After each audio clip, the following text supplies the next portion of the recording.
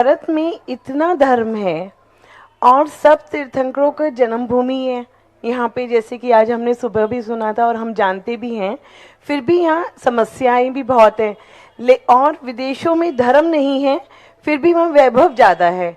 और आजकल की जो नई युवा पीढ़ी है वो वहाँ जाने के लिए जिज्ञासुक रहती है, और वहाँ हम उनको कैसे समझाएं अपनी संस्कृति के बारे में। ये परंपरा आज की ही नहीं है।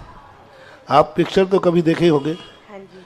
उसमें पूरी पिक्चर में धन दौलत से संपन्न खलनायक रहता है कि हीरो रहता है? खलनायक। और हीरो हीरो गरीब रहता है। गरीब। दोनों में श्रेष्ठ क्या है? हीरो। फैसला हो गया ना। लेकिन हम अपनी आप जैसे रावण राम राज्य चौथे काल में रावण के पास धन था कि श्री राम के पास? श्री राम। रावण के पास। रावण के सोने की लंका रावण के पास थी। हाँ, ठीक है, हाँ। तो ये तो शुरू से रहा है। रही बात जन्मभूमि आदि की, तो उनका उजाड़ होने का कारण है कि जब हम धर्म के स्थान को अपवित्र करेंगे तो धर्म का स्थान उजाड़ेगा। वहाँ धीरे धीरे आज जितने धार्मिक प्राचीन स्थान थे सब गलत कार्य होने लगे। आज सब धार्मिक स्थानों पर देखो पर्यटक क्षेत्र बन रहे। जब जब धार्मिक स्थान असैमियों और ग्रस्तों के पापाचार के केंद्र बनेंगे वे स्थान धीरे धीरे उजड़ेंगे। एक बात। दूसरा बात, आज पर्यटन केंद्र बनते जा रहे हैं सभी क्षेत्र, उस कारण से क्षेत्रों की गरिमा घट रही है। तीसरी बात है, भौगोलिक एक नीति है कि हर 250 साल के बाद हर अच्छे स्थान को प्रकृति खाली कराती है।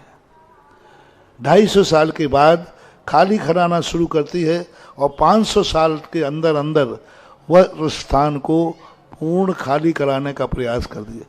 क्योंकि वहाँ पर व्यक्ति रहते रहते वहाँ की मिट्टी इतनी एनर्जी लेस हो जाती है, इतनी एनर्जी लेस हो जाती है, यदि वो खाली ना कराए तो वहाँ भूकंप और ज्वालामुखी आ जाए।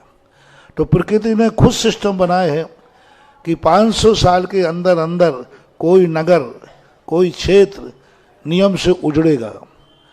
ऐसा कौन सा स्थान है जो 500 स्थान से यथावत आबाद हो? यथावत नहीं हो सकता। परिवर्तन उसमें आएगा, पुराना उजड़ेगा, नया बसेगा। और ये प्रकृति का सिद्धांत है। इसलिए जो हमारी जितनी जन्मभूमियां आदि हैं ये बहुत प्राचीन हो गई, बहुत कई सालों हो गई। तो उस भूमियों पर इतना ज़्यादा लोगों का वास रहा उस समय कि प्रकृति ने धीरे धीरे उनको खाली कराया और नए सिरों का निवास हुआ।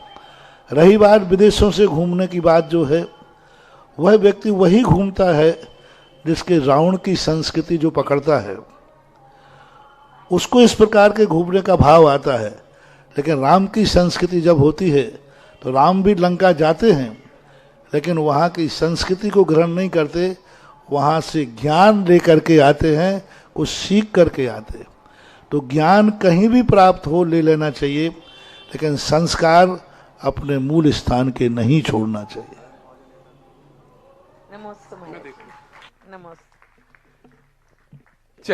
चलिए और अगले प्रश्नकर्ता के रूप में एक ऐसे व्यक्ति को बुला रहा हूं।